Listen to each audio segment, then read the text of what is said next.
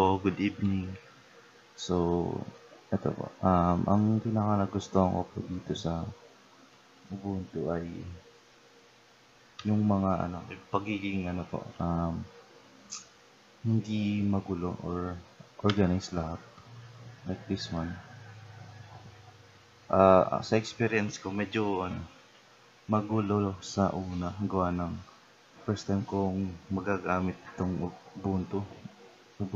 And then, now, yung basics pa lang ang alam ko.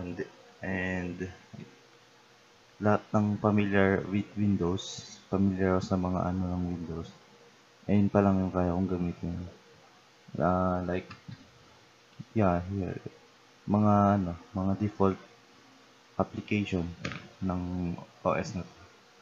And then marami rin siyang, like, sa sobrang na simple na tignan, sobrang dami niya rin pwedeng gawin.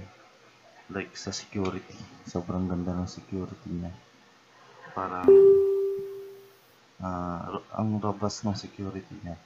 And then, yeah, user friendly. And, ayun.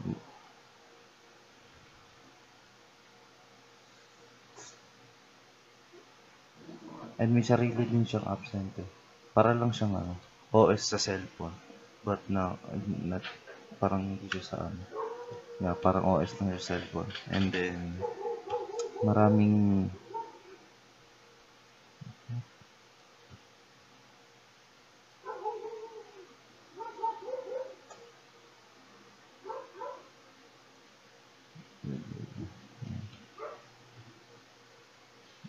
like this one, sa settings. Ano natin yung settings. Napakadaming featured settings. Napaka-organized, para ka lang naka-cellphone. Unlike kasi sa Windows na sobrang dami. And ito, para lang siyang yeah, para lang siyang basically para lang siyang Chrome ang settings. Ganito ang ng ng Chrome or hindi ko alam sa Microsoft. And then maraming